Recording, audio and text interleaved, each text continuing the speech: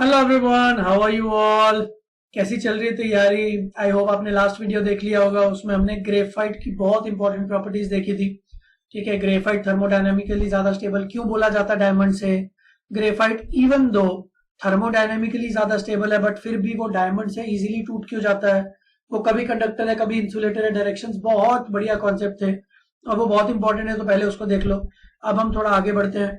ठीक है, हम लोग कार्बन फैमिली के कुछ इंपॉर्टेंट पॉइंट्स देख रहे हैं। कुछ बेसिक रिएक्शंस, कुछ बेसिक कंपाउंड्स देखो। कार्बन फैमिली टेक्निकली इनफाइनाइट है। पूरा ऑर्गेनिक केमिस्ट्री कार्बन फैमिली ही है अगर ऐसा देखा जाए तो हम लोग कुछ इंपॉर्टेंट चीजें अभी करेंगे और कुछ इंपॉर्टेंट चीजें बाद में करेंगे। ठीक है, तो एक proper step by step procedure के साथ में चल रहा हूँ and I am trying to bring as many important concept as videos जो कि एग्जाम पॉइंट ऑफ व्यू से इंपॉर्टेंट है। ठीक है, तो अभी एक नेक्स्ट क्वेश्चन जो एग्जाम पॉइंट ऑफ व्यू से बहुत ज्यादा इंपॉर्टेंट है, काफी बार आया हुआ है, उसको हम लोग देखते हैं। So now the difference between CO2 and SiO2। CO2 एक गैस होता है जबकि SiO2 एक सॉलिड होता है। जबकि अगर आप ध्यान से देखो पीरियोडिक टेबल में तो कार्बन के जस्ट नीचे सिलिकॉन है।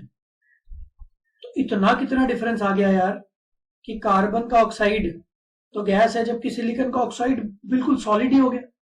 ठीक है, ये तो हमने सुना था कि as we go down the group अपना बॉइलिंग पॉइंट मेल्टिंग पॉइंट थोड़ा इंक्रीज हो सकता है बिकॉज मोलर मास इंक्रीज होता है। वो सब चीजें भी मैं आगे आपको सिखाऊंगा बट इतना बड़ा डिफरेंस कैसे आया गैस एंड सॉलिड। तो अब एक चीज ध्यान से सुनना। CO2 ऐसा होता है, हम सबको पता है, बट SiO2 ऐसा नहीं होता है। अब यहीं से पूरी गेम शुरू होगी और यहीं से बहुत इंपॉर्टेंट टॉपिक्स निकलेंगे। तो पहली बात तो CO2 ऐसा है, CO2 एक गैस है, कोई दिक्कत नहीं है। सिलिकॉन डाइऑक्साइड SiO2 ऐसा क्यों नहीं होता, पहला डिस्कशन इस पे।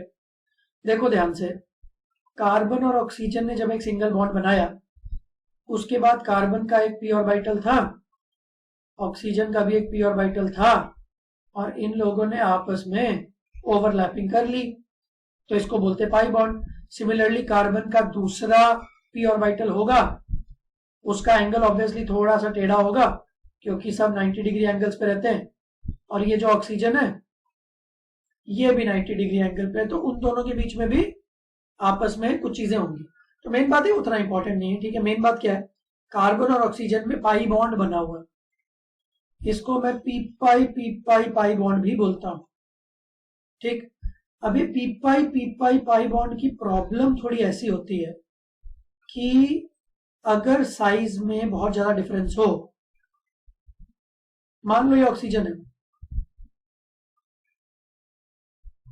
और मान लो ये सिलिकॉन है, तो यार इनमें ना इफेक्टिव ओवरलैपिंग हो नहीं पाती है। तो इफेक्टिव ओवरलैपिंग नहीं हो पाती है। इस चक्कर में क्या है कि इनका पाई बॉन्ड उतना स्ट्रांग होता नहीं। ठीक है, मतलब ये पाई बॉन्ड बना नहीं पाते। जबकि सिग्मा बॉन्ड बनाने में कोई टेंशन नहीं है। सिग्मा बॉन्ड कैसे बनता है, एक का ऑर्बिटल मान लो दूसरे का ऑर्बिटल, तो ओवरलैपिंग हो ही जाती है। तो सिग्मा बॉन्ड में एक्सियल ओवरलैपिंग होती है। मैं इसके ऊपर भी कुछ वीडियोस बना दूंगा। ठीक है, बट फिलहाल आई होप आप सब लोगों को इतना बेसिक तो आता ही है। ठीक है, तो एक्सियल ओवरलैपिंग में कोई दिक्कत नहीं, सिग्मा में कोई दिक्कत नहीं, पाई बॉन्ड सिलिकॉन ऑक्सीजन का ज्यादा अच्छा होता नहीं। तो SiO2 instead of making such a compound वो कैसा कंपाउंड बनाता है, मैं अभी नेक्स्ट स्लाइड में आपको दिखाऊंगा। तो पहले इसको इसमें से जो भी है वो लिख लो आप। SiO2 एक्चुअली कैसा होता है, एक नेटवर्क स्ट्रक्चर बनेगा, ध्यान से देखना और साथ साथ अपने नोट्स में इसको बना लो।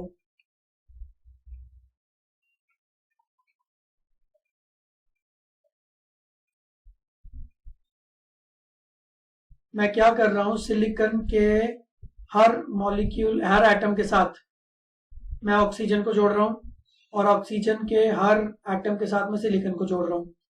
सिलिकॉन 4 बॉन्ड बना सकता है जबकि ऑक्सीजन 2 ही बॉन्ड बना सकता है। तो इस तरीके का एक पूरा नेटवर्क बन जाएगा। एक लेयर में और बना देता हूं, थोड़ा और क्लैरिटी से दिखेगा आपको।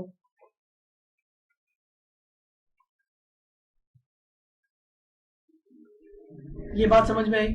अब इसको एक स्पेशल नाम दिया गया, मतलब 3D नेटवर्क स्ट्रक्चर। अब 3D नेटवर्क स्ट्रक्चर की खास बात यह है कि अगर आपको इसको तोड़ना है तो आपको बहुत सारे बॉन्ड्स एक साथ तोड़ने पड़ेंगे। अगर आपने मान लो एक बॉन्ड तोड़ भी दिया तो भी सिलिकॉन यहीं पे रहेगा, क्योंकि उसको वहीं पे रखने के लिए बाकी 3 बॉन्ड्स भी हैं। तो जब आप बहुत हीट करोगे तब जाके बॉन्ड टूटेगा। इसीलिए ये सॉलिड है और इसीलिए इसका मेल्टिंग पॉइंट हाई है। ठीक है, और इसका जेनेरिक फॉर्मूला, जब करोड़ों सिलिकॉन और करोड़ों ऑक्सीजन आपस में जुड़े हुए हैं तो जेनेरिक फॉर्मूला तो लगाना पड़ेगा ना। तो इसका जेनेरिक फॉर्मूला है SiO2। ये पॉलीमेरिक स्टेट है, आप ऐसा बोलते हैं। कई बुक्स में इसको ऐसा भी बोलते हैं SiO2 है, मतलब SiO2 के हजारों मॉलिक्यूल्स आपस में जुड़े हुए हैं। ठीक है, तो पहला क्वेश्चन इसमें क्या आएगा, why is it a solid? The answer is 3D network structure. Why the melting point is high? Answer is 3D network structure. ठीक है, why does it make such a structure? Oxygen और silicon के बीच में pi bond उतना great बनता नहीं है। ठीक है, फिर what is the hybridisation of silicon? Silicon का हाइब्रिडाइजेशन क्या दिख रहा है? sp3। जिसको हाइब्रिडाइजेशन नहीं आती मेरे केमिकल बॉन्डिंग प्लेलिस्ट में जाके देख लो। ठीक है, तो ये सारी स्ट्रक्चर है। और मैं आपको खास बात बताऊं, ये जो है ना सिलिका, यही एक्चुअली मिट्टी है। ये मिट्टी का मेन इंग्रेडिएंट होता है, वही मिट्टी जिससे कि ग्लास बनता है। तो आपको पता है ग्लास कैसे बनता है? ग्लास में कैसा होता है, हम लोग मिट्टी लेते हैं, ऐसा नहीं कोई भी सड़क से उठा के मिट्टी ले ली, थोड़ा प्योर मिट्टी लिया, उसको बहुत हीट किया, 1400, 1500, 1600 डिग्री तक लेके उसको, तो वो मेल्ट हो गया और फिर वो ग्लासी फॉर्म आ जाती है। So that is silica. ठीक है, फिर कलर्ड ग्लासेस में बहुत सारी और मतलब छोटे छोटे हम कंपाउंड्स डालते हैं, जैसे क्रोमियम के कंपाउंड्स, कॉपर के कंपाउंड्स डाल के उनको किसी से ब्लू कलर, किसी से ग्रीन कलर मिलता है। तो वो अपने आप में एक पूरी अलग केमिस्ट्री है। What are types of glasses etcetera etcetera. तो ये सारी चीजें आप अपनी एनसीईआरटी वगैरह में से याद कर लेना है, कौन से ग्लास में क्या होता है, पायरेक्स ग्लास क्या होता है, ठीक है, अपना बोरोसिलिकेट में क्या होता है, थोड़ा थोड़ा रट लेना, प्योर रटने वाली चीज है, उसमें कुछ समझना नहीं। ठीक है, तो ये ग्लास का स्ट्रक्चर है, ये मिट्टी का स्ट्रक्चर है। ठीक है, तो CO2 एक सिंपल मॉलिक्यूल है, एक छोटा सा मॉलिक्यूल। और खास बात यह है कि एक मॉलिक्यूल और दूसरे मॉलिक्यूल के बीच में कोई खास फोर्सेस नहीं होती CO2 में, that is why CO2 is a gas. जबकि सिलिका तो पूरा एक 3D नेटवर्क है, तो 3D नेटवर्क की वजह से ये सॉलिड बनता है और 3D नेटवर्क की वजह से इसका मेल्टिंग पॉइंट वगैरह सब हाई रहता है। ये बात आपको समझ में आ गई? ठीक है, अब मैं आगे के कुछ वीडियोस में आपको सिलिकॉन के ही बहुत सारी चीजें जैसे सिलिकेट्स एक्सेट्रा वो सब भी सिखाऊंगा। उसमें थोड़ा 3D विजुअलाइजेशन चाहिए होगा, तो मैं थोड़ी कोशिश ऐसी कर रहा हूँ कि कोई ऐसा वीडियो मैं बना पाऊं जिसमें आपको एक 3D का फील आ जाए, क्योंकि नॉर्मल डायग्राम बना के उतना फील नहीं आता है। ठीक है, तो सिलिकेट्स, सिलिकॉन्स, वो सब के ऊपर मैं आगे चल के एक एक वीडियो लेके आने वाला हूं। तो अभी के लिए आप सिलिका याद कर लो, SiO2, it's a 3D structure. ठीक है, चलो आज के वीडियो में आई होप आपको सब समझ में आ गया होगा। नेक्स्ट वीडियो में एक और बढ़िया कॉन्सेप्ट लेके आता हूं। अभी के लिए बाय बाय।